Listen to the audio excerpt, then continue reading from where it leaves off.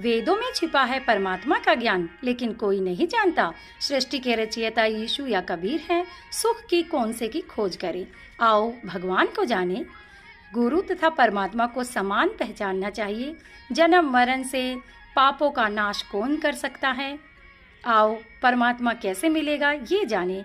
वेदों में छिपा है परमात्मा का भेद, सतलोक में कौन सा सुख है, और जीवन रक्षक कबीर परमेश्वर के बारे में मुक्ति कौन सी हमें चाहिए। भक्ति की लालसा क्यों मन में रहती है। गीता में श्री कृष्ण किस तत्वदर्शी संत के बारे में कह रहे हैं, भक्ति करने से क्या क्या लाभ होते हैं। परमात्मा कहते हैं, जो जन मेरी शरण में ताका हूँ मैं दास, गेल गेल लाग्या फिरूं जब तक धरती आकाश। सभी प्रश्नवाचक चिन्ह हटाने के लिए अवश्य सुनिए जगत गुरु तत्वदर्शी संत रामपाल जी महाराज के अनमोल अमृत वचन, सभी शास्त्रों के आधार पर सत साहिब। इसका अर्थ ये बनता है कि वो परमात्मा कबीर है जिसने 6 दिन में सृष्टि रची, वो 7वें दिन तख्त पर जा बैठा और उसके विषय में किसी बाखबर से पूछ देखो। ये देखना, ये अब कुरान मजीद, कुरान शरीफ आपको पढ़ाकर सुना रहा हूँ। वो मजीद इसको सहयोग दिया था कि कबीर कहो चाहे कबीरा कहो चाहे कबीरन कहो। इन्होंने इसका अर्थ बड़ा कर दिया।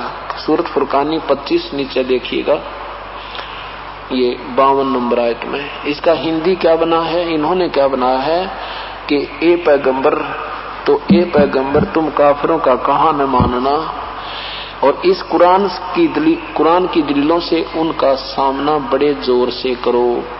इन्होंने कबीर का अर्थ बड़ा कर दिया, जबकि इसका अर्थ बनता है कि कुरान शरीफ को बोलने वाला अल्लाह कह रहा है हजरत मोहम्मद जी को कि मैं तुझे जो संकेत कर रहा हूँ, मैं तुझे जो कुरान की वाणी दे रहा हूँ, ज्ञान दे रहा हूँ, इस पर तो विश्वास रखना मेरे पे। ये कबीर परमात्मा है। और लेकिन ये काफिर लोग इसको भगवान नहीं मानते, तो इनकी बातों में मत आना, इनके साथ संघर्ष करना। जिहाद माने संघर्ष करना, भी माने डट कर इनके साथ संघर्ष करना, जब इनकी लड़ाई नहीं करना, लेकिन इनकी बातों में तो आइए मत ना।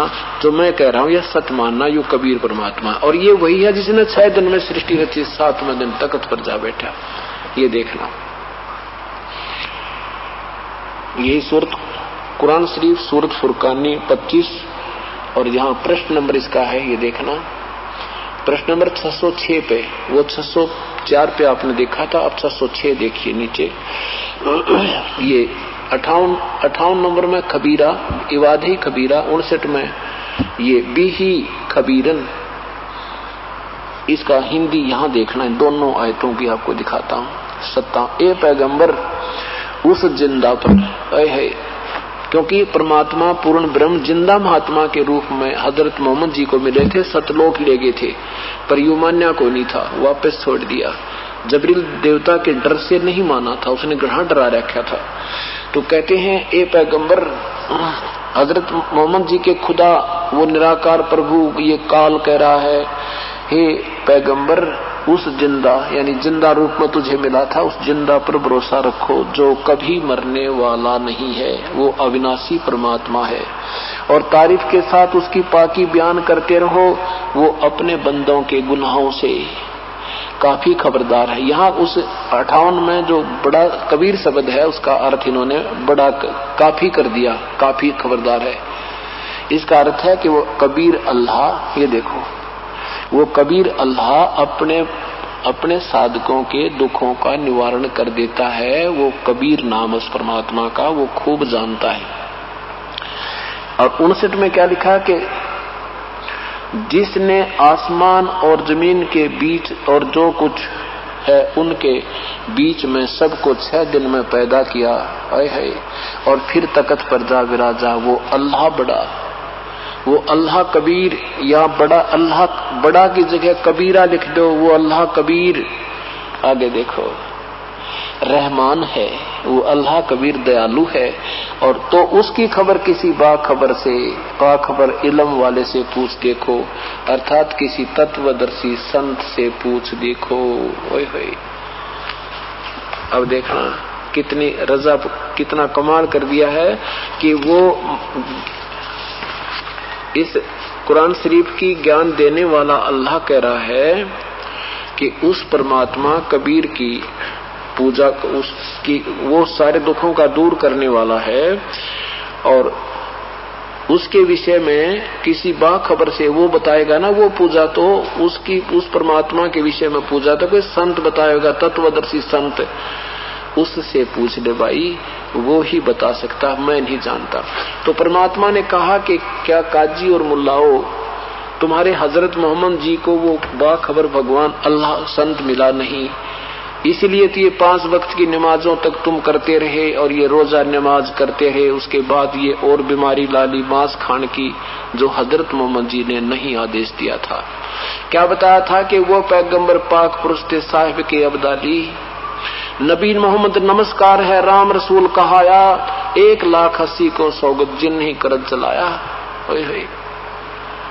कि उन 1,80,000 पवित्र आत्मा हजरत मोहम्मद जी के अनुयायी हुए थे।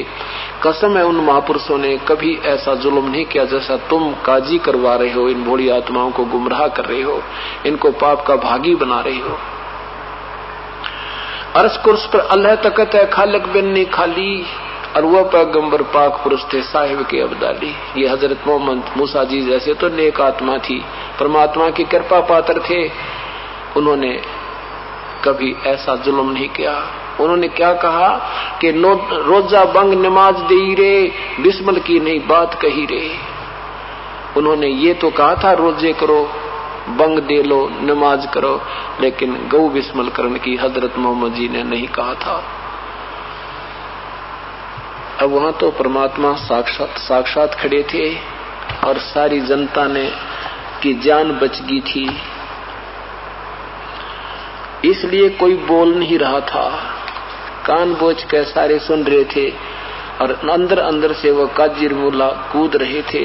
तो वो लोग कह रहे थे, वो उस मुसलमानों वाले ठेकेदारों को मुसलमान लोग ही कह रहे थे कि पीर जी ये तो मानना पड़ेगा कि आपने अपने सारे जंतर मंत्र कर लिए थे, वर्षा नहीं हुई, और इस शक्ति ने आकर जो वर्षा की है, और ये कह रहा कि वो परमात्मा कोई और है, साथ में प्रमाण दे रहे हैं, क्या कुरान शरीफ में ऐसा नहीं लिखा है?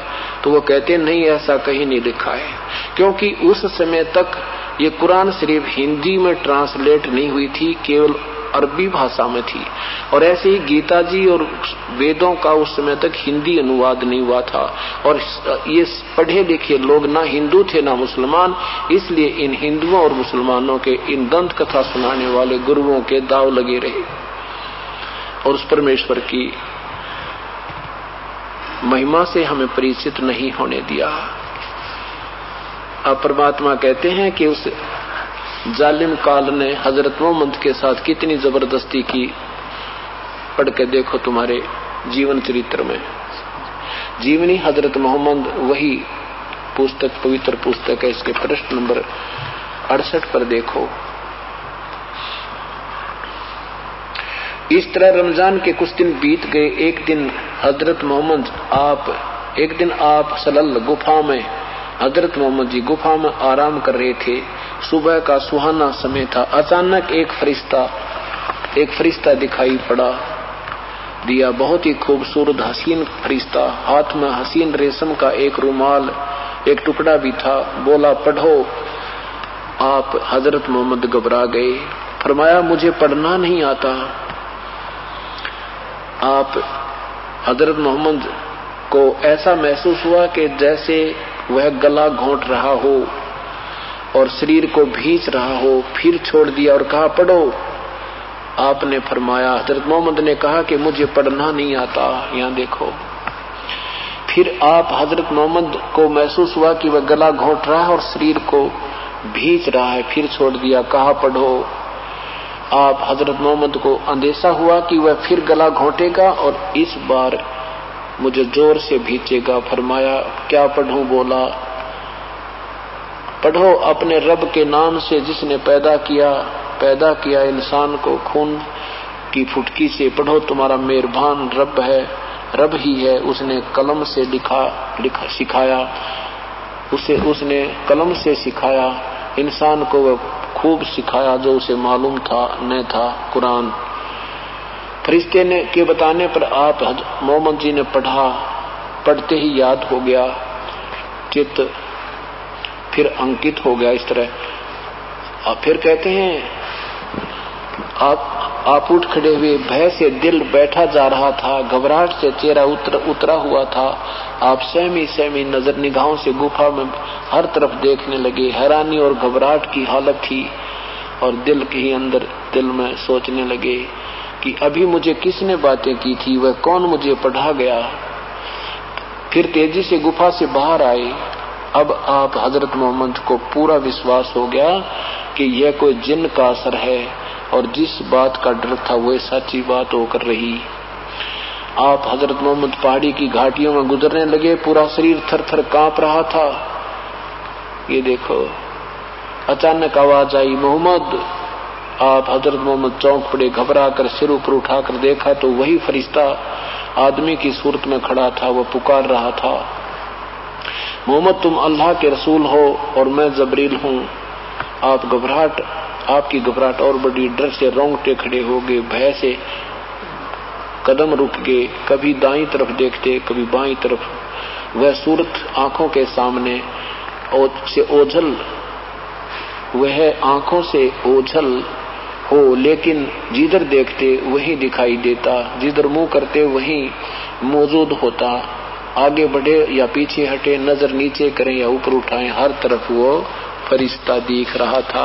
यानी हजरत मोहम्मद जी की खूब दुर्गति करके, जबरदस्ती कर करके इसने जो कुछ ज्ञान देना था, कुरान शरीफ उसके अंदर बढ़कर पितर की तरह, भूत की तरह अंदर प्रवेश करके, आकाशवाणी कर करके और प्रत्यक्ष आकर हजरत मोहम्मद जी को ये कुरान शरीफ का ज्ञान बोला और वो लिख लिया गया। उसमें भी लास्ट में ये लिखा है कि उस परम पिता के बिना तुम्हारा गुजारा नहीं है, वह सबका मालिक है, वही परमेश्वर जिसने 6 दिन में सृष्टि रची, 7वें दिन तख्त पर जा बैठा। उसका नाम कबीर है। वो अल्लाह कबीर है, बड़ा दयालु है, वो दुखों पाप विनाशक है। उसके विषय में उसकी खबर किसी बाखबर से पूछ देखो। हजरत मोहम्मद को का अल्लाह भी हाथ खड़े कर रहा है, मैं उसके विषय में नहीं जानता। ये कुरान शरीफ बता रही है। ऐसे ही परमात्मा ने फिर उन ब्राह्मणों को, जो हिंदुओं के गुरुदेव थे, बैठ जाओ, उनसे कहा कि तुम गीता का पाठ करते हो और गीता के नित्य पाठ करने मात्र से छुटकारा तुम्हारा नहीं हो पा रहा। गीता जी में कहीं लिखा है श्राद्ध निकालो। गीता जी के 9वें अध्याय के 25वें श्लोक में लिखा है कि पितृ पूजने वाले, श्राद्ध निकालने वाले भूत बनेंगे, पितृ बनेंगे और उसी पितृ लोक में चले जाएंगे। भूत पूजने वाले भूतों को प्राप्त होंगे, देवी देवताओं के पूजने वाले देवी देवताओं के पास जाएंगे और उनके नौकर लगेंगे, उनके झूठे टुकड़े खाया करेंगे और मेरी साधना करने वाला मुझे प्राप्त होगा। फिर वो गीता बोलने वाला प्रभु कहता है कि मेरी साधना भी अनुत्तम है। 7वें अध्याय के 18वें श्लोक में परमात्मा ने वो न्यारी व्याख्या दोनों धर्मों के उन मुखियाओं के सामने और जनता के सामने बताई। वही सतीथि थी कि वो ब्राह्मण लोग कहने लगे ये झूठ बोलता है, ऐसा कहीं नहीं लिखा है, क्योंकि संस्कृत हिंदू समाज को नहीं आती थी। अब वो समस्या हल कर दी भगवान ने। अब ये समय दे दिया दाता ने, इस समय के लिए ये सारा काम किया था। परमात्मा आए और अपनी महिमा का आप ही गुणगान किया। तो परमात्मा ने क्या कहा, जो कोई माने ना माने जाको अजाजील ईरानी, करें आचार विचार असंभी पूजत जड़पा खाने। आदरणीय गरीबदास साहिब अपनी अमृतवाणी में परमेश्वर के द्वारा दिया गया सत संदेश सुना रहे हैं उन हिंदू और मुसलमानों को। बता रहे हैं कि क्या कहा उस परमेश्वर ने, भाई चाहे कोई मानो चाहे मत मानो, जिसने अजाजिल इरानो, क्या अजाजिल के विषय में आपको कथा सुनाई थी कि अजाजिल नाम का, ये जबरील कोई और चीज है, वो तो देवता। अजाजिल नाम का एक साधक था, उसके गुरुदेव ने बता दिया कि प्रतिदिन आप एक दंडवत प्रणाम किया करो, प्रणाम किया करो। और प्रणाम का एक यज्ञ के तुल्य पुण्य होता है। ये 5 यज्ञ हैं, एक यज्ञ धर्म की, दूसरी यज्ञ ध्यान, तीसरी यज्ञ हवन की, चौथी यज्ञ प्रणाम, 5वीं यज्ञ हवन की, ज्ञान की। तो इन 5 के करने से, यज्ञों के करने से पुण्य मिलता है और उस पुण्य के आधार पर ऊपर के लोकों में आपको स्थान मिल जाता है। जब तक नाम ठीक नहीं होगा तो ये पुण्य भी आपका किया हुआ अपना वहां स्वर्ग में इसका प्रतिफल खा के फिर वापस आना होता है। तो अजाजिल ने अपने गुरुदेव के बताए अनुसार दंडवत प्रणाम करी, 11 अरब बंदगी की, प्रणाम किए। और उस जब शरीर छूटा तो उस पुण्य के आधार पर भगवान विष्णु के पास पहुंचे और भगवान विष्णु ने कहा, अजाजिल तूने तो कमाल कर दिया, बहुत अच्छी साधना प्राप्त की और तेरे पुण्य ऐसे हैं बस पूछो मत। अब तू एक काम कर, एक व्यक्ति बना दे, एक मनुष्य उत्पन्न कर दे। अजाजिल ने कहा, जी कैसे करूं? कि कह दे मनुष्य भवय, नर भवय। अजाजिल ने कह दिया नर भवय। एक सुंदर नौजवान बालक सामने, नौजवान बच्चा उत्पन्न होकर प्रकट हो गया, खड़ा हो गया। भगवान विष्णु ने कहा कि अजाजिल इसको नमस्कार कर, प्रणाम कर दे, दंडवत प्रणाम कर। अजाजिल कहने लगे तो मेरा बेटा है, मैं प्रणाम नहीं करूं। अब वही तो कोरस कर रखा उसने प्रणाम करने का, उसको कर नहीं रहा। प्रणाम किस लिए करवाया जाता है कि अभिमान छूट जा, एम ना रहे इस मन पापी में। और एम भगवान को कति पसंद नहीं, अहंकार भगवान को पसंद नहीं। भक्ति के अंदर ये बहुत भयंकर वस्तु है, इसलिए प्रणाम दंडवत कराया जाता है। इस मिट्टी को मिट्टी समझने और भगवान में आस्था गणी हो जाए। अब प्रणाम करते करते भी उसके मन में खोट आ गया, अभिमान आ गया कि ना करूंगी तो मेरा बेटा है। अब भगवान ने सोचा देख निकम्मा काम बिगाड़े बनी बनाए ने। अब दयालु हैं भगवान विष्णु जी ने सोचा कि चल मैं इसकी कमाई को खराब नहीं होने दूंगा, इसकी भी रह जाएगी। एक ऐसा अल्टरनेट विकल्प निकाला कि एक ऐसा एक नीचा सा गेट था, ऐसे गोल आर्च टाइप सा नो, जिसमें आदमी झुक कर परली साइड में निकला, ऐसा दरवाजा था एक। भगवान विष्णु कहने लगे चलो भाई छोड़, कोई बात ना, मत करा प्रणाम। तो उस लड़के से कहा कि जा बेटा तू परली साइड खड़ा हो जा। वो लड़का उस गेट में निकल कर परली साइड खड़ा हो गया। और भगवान ने कहा कि आजा अजाजिल, तुझे सैर सपट्टा करा कर लाऊं स्वर्ग का। भगवान भी, विष्णु जी भी मुकुट समेत ऐसे उस गेट के अंदर से परली साइड निकल गए जहां सामने लड़का खड़ा था। अजाजिल कहने लगा मैं ना आऊं इस तरफ, मैं जानू तेरे को छलिया, तू बहुत छल करता है, मैं तेरी बातों में नहीं आऊं, तेरे छल में नहीं आऊं। तू चाहता है कि मैं ऐसे झुक कर आऊं और तू कह दिए देखा ना करवा दिया प्रणाम तेरे ते, मैं नहीं आऊं। परमात्मा ने, भगवान ने कहा रहा आजा, मान जा मेरी बात है, आजा मत बिगाड़े काम, तो मैं कभी भी कोई नहीं आऊं। स्टेनलेस स्टील हो गया। अरे तरह के वो ये जब नहीं माना तो भगवान ने कहा मर कुएं में पड़ के बन गदा निकम्मे, सारी कैंसिल होगी भगवान की, वहां उसकी करी कराई कमाई सारी नाश हो गया, बर्बाद होगी। तो यहाँ कहते हैं कि भगवान के जैसे अजाजिल ने भगवान की आज्ञा का उल्लंघन कर देने से सारी कमाई का नाश करा दिया, ऐसे ही आप मेरी बात को नहीं मानोगे। मैं जो कह रहा हूं कि साधना तुम्हारी ठीक नहीं है, तुम छोड़ दो इसने, और इसके साथ साथ जब तुम गलत साधना कर रही है तुम्हें हानिकारक है, तो मेरी बात को नहीं मानोगे, तुम इतने ही दोषी समझ लेना। कोई मानने चाहे ना माने, जाको अजाजिल इरानी, पिंड पर धान करें आचार विचार असंभी, ये पूजत हैं जड़ पास, पूजत जड़ पा खाने पासाने, पाती तोड़ चढ़ावे अंधे, जीवत जी को बाने। क्या कहते हैं कि ये आचार विचार करें, सत साधना ना करके कि तब पत्थर पूजते फिरो, पाषाण पाषाण माने पत्थर, और पत्ते तोड़ कर फूल चढ़ाओ उस पत्थर की मूर्ति पे। पिंड प्रदान करें पितरों के तीर्थ जग और दाने, बिना बंदगी मुक्ति नहीं क्यों भूल रहे सुर ज्ञाने। पिंड प्रदान करें पितरों के, दान करते हो, पिंड दान करते हो, तीर्थ यज्ञ करते फिरते हो, बगैर सत भक्ति के, बिना भक्ति के, सत भक्ति के मुक्ति नहीं क्यों भूल रहे सुर ज्ञाने। यानी तुम ब्राह्मण हो करके उल्टे काम करो, देवता हो करके और साधना गलत कर रहे हो।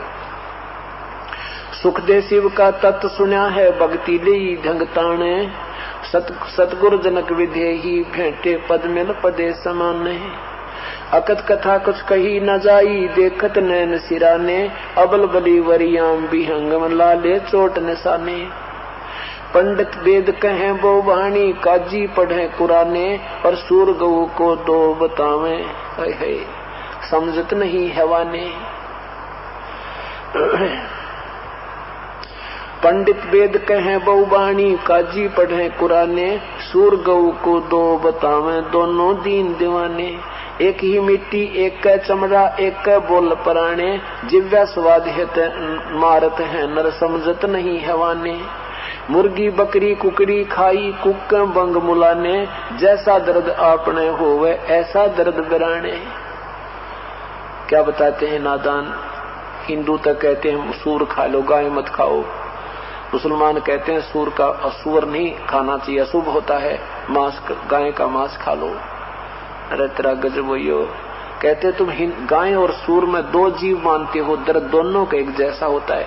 अब कोई तुम्हारे बच्चों को मार के काट के खाने लगे तुम्हें कितना दर्द हो, जब तुम्हारी टांग काटे कोई। कहते हैं जैसा दर्द आपने हो ऐसा जान बिराने।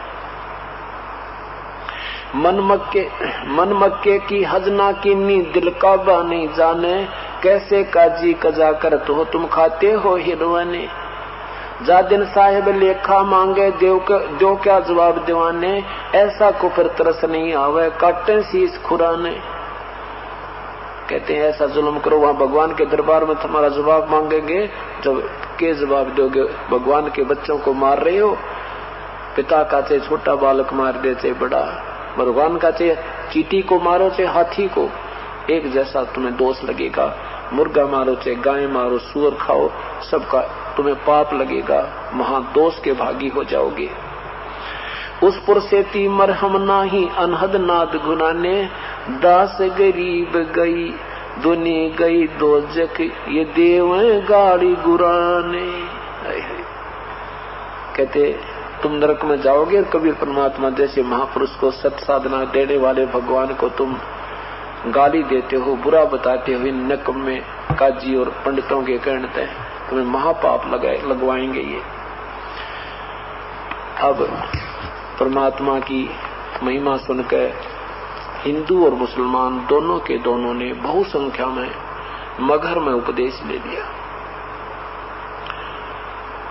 और वहां एक व्यक्ति को संतान नहीं थी, 65 साल का हो गया था। सतगुरु के आशीर्वाद से वहां उनको संतान प्राप्त हुई। आज वहां पर मगहर के अंदर ये दास वहां गए थे, 3 बार जाकर देख कर आए हम। तो उसमें लिखा था, एक भक्त कह रहा था कि जो यहाँ पर एक कबीर मोहल्ला कबीर करम यानी कबीर परमात्मा की करम माने रहमत का मेहर के नाम तय एक मोहल्ला बसा हुआ, सैकड़ों घर हो गए हैं। तो उस कहते हैं वो कबीर साहब की कृपा से संतान हुई थी। उस समय थोड़े थोड़े घर थे और अब वो पूरी जनसंख्या हो रही है उस कबीर साहब के मानने वालों की। तो वहाँ मुसलमान और हिंदू दोनों प्रेम से रहते हैं, बिल्कुल सगे भाइयों की तरह रहते हैं। कोई आपस में द्वेष नहीं, ना कोई झगड़ा नहीं कभी भी। उन्होंने बताया था कि कितने आपस में सांप्रदायिक दंगे हो लिए, हिंदू मुसलमानों का भी झगड़ा हो लिया, लेकिन मगर में आज तक हम आपस में कभी धर्म के नाम पर नहीं लड़े हैं। वो तो चाहे भाई बुई भी लड़ पड़ते हैं छोटी मोटी कोई बांटे बंटवारे पर, बाकी हम मजहब के नाम पर नहीं लड़े। ये आशीर्वाद उस कबीर परमेश्वर का। पूर्ण परमात्मा कबीर साहब जब आए थे, अपना परिचय देने आए थे और अपने गवाह तैयार करने आए थे कि इस बीचली पीढ़ी में, इस कलियुग के अंदर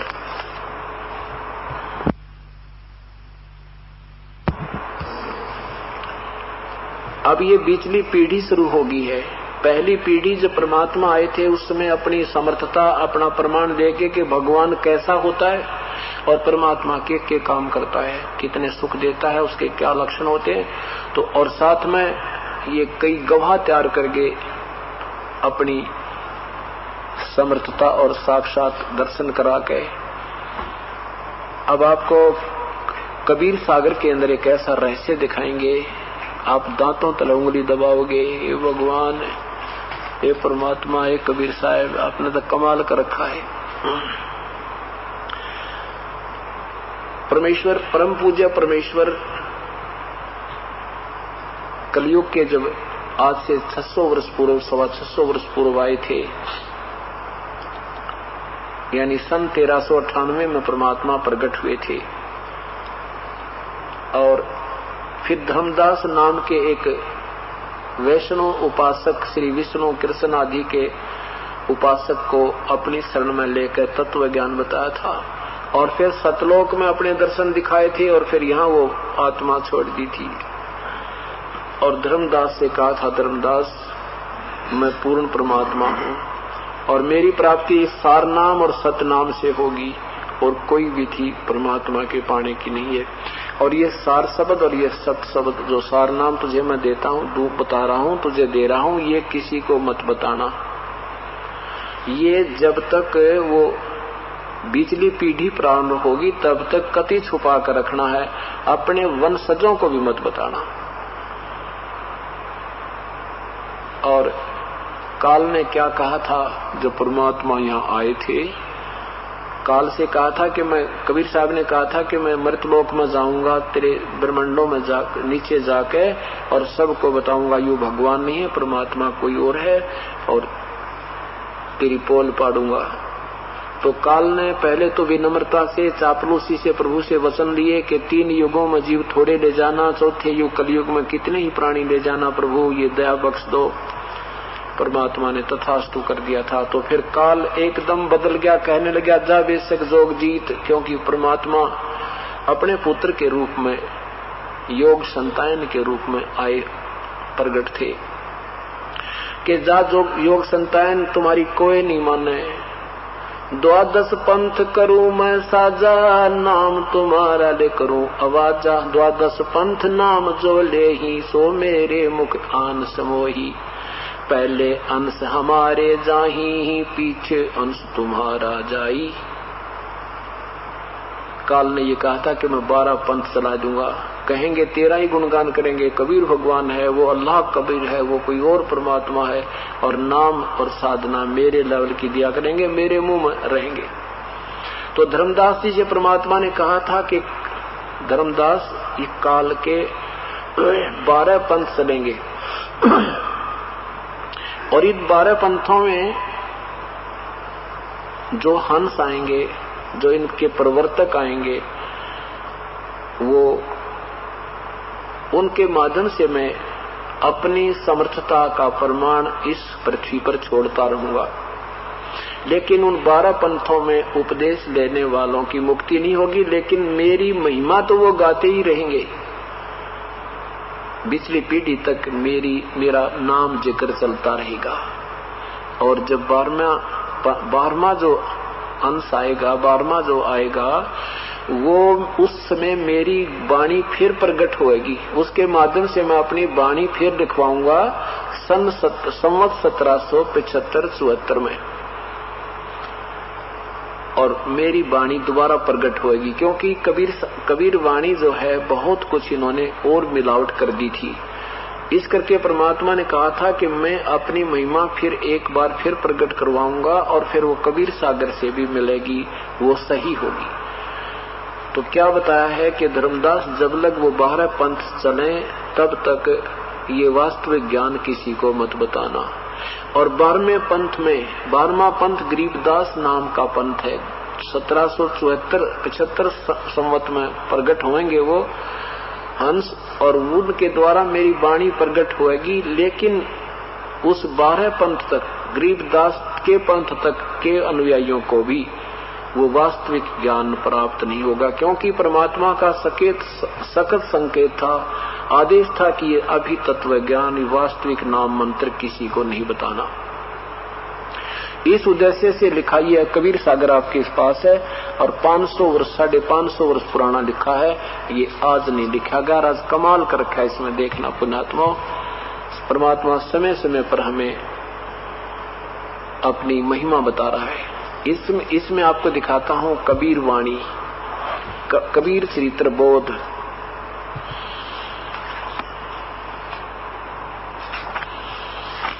इसमें 12 पंथों के विषय में विस्तृत एक बहुत सुंदर चित्रण किया है।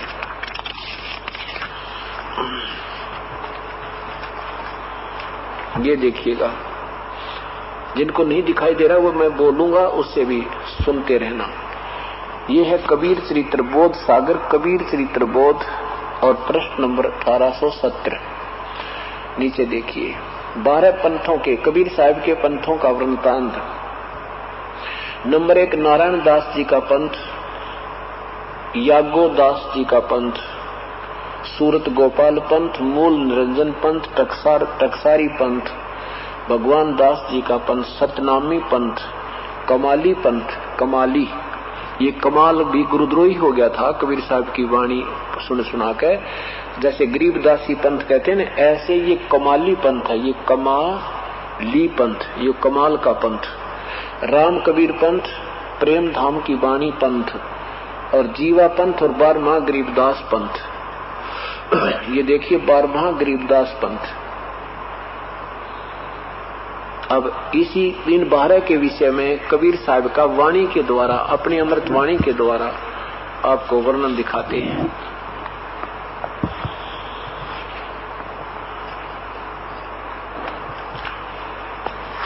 कबीर वाणी में लिखा है,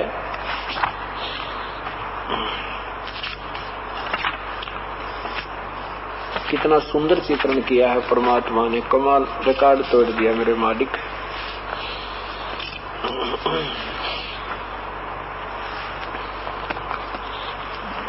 ये देखो कबीर वाणी, कबीर सागर, और ये है कबीर वाणी। 136 पृष्ठ पर नीचे देखें, 12 पंथ चलो सो भेद, 12 पंथ काल फुरमाना, भूले जीव न जावे ठिकाना। 12 पंथ, 12 पंथ काल के हैं। कौन कौन से? ताते आगम कह हम राखा, वंश हमारा चूड़ामणि शाखा। ये वैसे चूड़ामणि नाम से प्रारंभ होता है, एक तो ये चूड़ामणि नाम से है, ये 1 नंबर है। फिर है ये जागू, प्रथम जग में जागू भरमावे। ये जागू कहते हैं, योग आपने अभी देखा था, उसमें 12 पंथों के लिखे थे, उसको योगू, योगू को जोगू भी बोलते हैं, जागू। और फिर दूसरा है सूरत गोपाल पंथ। फिर ये है मूल निरंजन पंथ, और ये टकसार पंथ, और ये परम सतनामी पंथ, और ये राम कबीर पंथ, अंत में ये परम धाम वाणी का पंथ। अब यहाँ देखिए, ये 12वां यहाँ से शुरू होता है। संवत 1775 हुई। आदरणीय गरीबदास साहिब जी का जन्म 1774 में है। इसमें लिखा है संवत 1775। जैसे कई बार आदरणीय गरीबदास साहिब जी का जन्म वैशाख सुदी पूर्णमासी को हुआ था, और चैत मास से ये संवत यानी वर्ष प्रारंभ होता है, देशीय हिसाब किताब से। तो वो कई बार 2 चैत्र हो जाते हैं, कई 2 चैत्र नहीं मनाते, वैशाख मनाते हैं। तो उसको 1775 इसलिए लिखा भगवान ने। वास्तव में गरीबदास जी का जो इस तरह को ये लिखने में, अब गरीबदास जी की जीवन कथा में गलती हो सकती है, इसमें गलती नहीं है। तो उस कहते हैं 1775 हुई, तादिन प्रेम प्रगटे जग सोई। ये गरीबदास जी का जन्म होगा 1775 में। ये बोध सागर में लिखा है कबीर वाणी। आज्ञा रहे ब्रह्म बोध लावे, कोली चमार सबके घर खावे। ये देखियो, 60 हमारी ले जीव समझावे। कबीर साहब की महिमा गाकर ही सब जीवों को समझाएगा गरीबदास जी आकर के।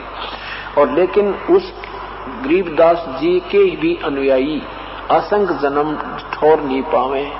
कहते हैं बर में पंथ प्रगट हो वाणी, मेरी जो वाणी है, मेरी महिमा बर में पंथ गरीबदास जी से प्रगट होएगी और शब्द हमारे का निर्णय ठानी। फिर कहते हैं अस्थिर घर का मर्म न पावे, वास्तविक ठिकाना सतलोक का इन 12 पंथों के लोग नहीं पाएंगे, अनुयायी नहीं प्राप्त कर सकते। और ये 12 पंथ हम ही को जावे, ये 12 के 12 पंथ कहेंगे हम कबीर साहिब के अनुयायी हैं, कबीर साहिब के अनुयायी हैं, लेकिन ये मेरा ठिकाना नहीं पा सकते। ये फिर देखो 12 कहते हैं अस्थिर घर का मर्म ना पावे, ये देखो 12वें पंथ प्रगट हो वाणी, गरीबदास जी के द्वारा अपनी महिमा परमेश्वर ने द्वारा प्रकट करवाई, अपने वकील अपने एफिडेविट दिवाया कि कबीर परमात्मा है। 12वें पंथ प्रकट हो वाणी, शब्द हमारे का निर्णय ठानी, लेकिन अस्थिर सथिर घर का मर्म ना पावे, सतलोक नहीं जा सकते, ये 12 पंथ हम ही को जावे। आगे देखो कमाल कर दिया, इस गरीबदास जी वाले पंथ में ही 12 पंथ हम ही चल आवे और सब पंथ मिटा कर एक चलावे।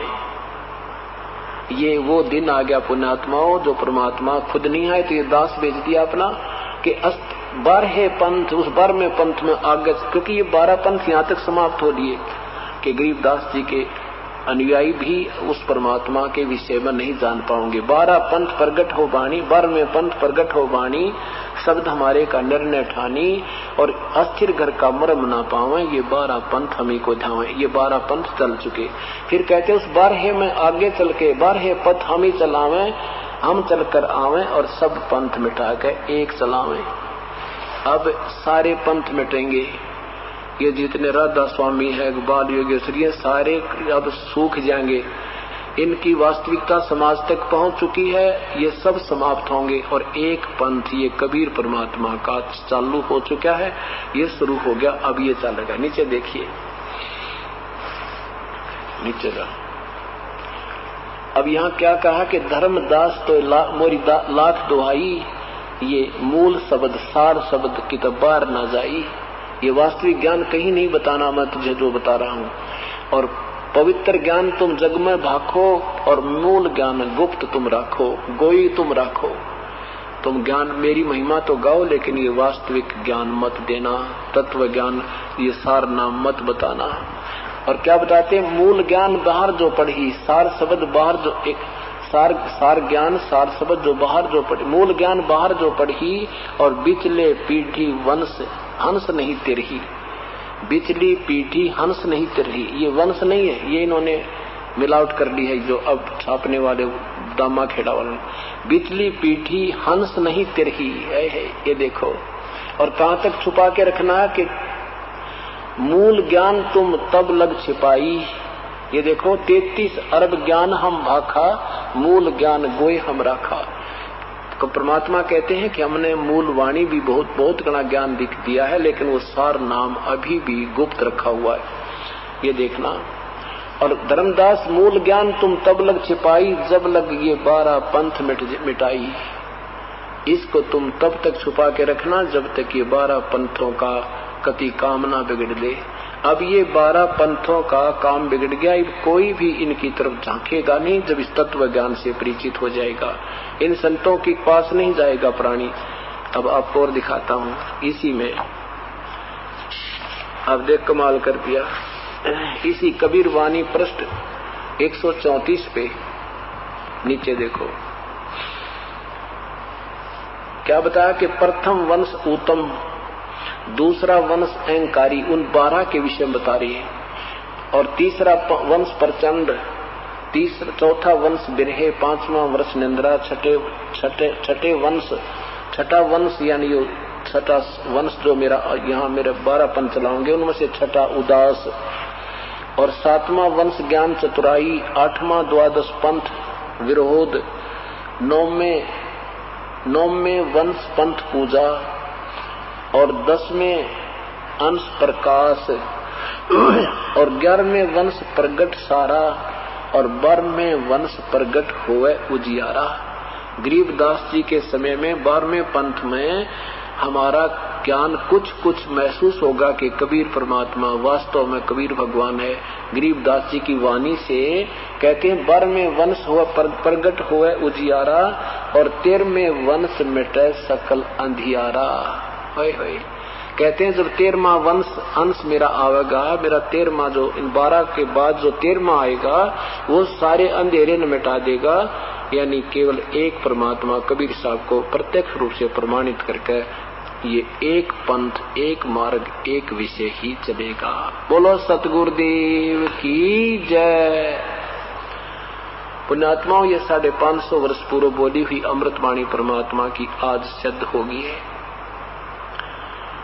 कि इन 12 पंथ अभी तक जो भी साधनाएं दी गई थी, चाहे वो गरीबदास पंथ में है, चाहे वो गीसा पंथ में है, चाहे वो किसी दामा खेड़ा वालों के पास है, को जैसे काशी में से कबीर चौरा वाले बोलने से किसी भी कोई भी कबीर पंथी बन रहा है, या अब इसमें लिखा है कि 12 पंथ हम ही चलावें, यानी गरीबदास वाली ही परंपरा में हम आएंगे दोबारा और इन सब पंथ मिटा के एक चलावें।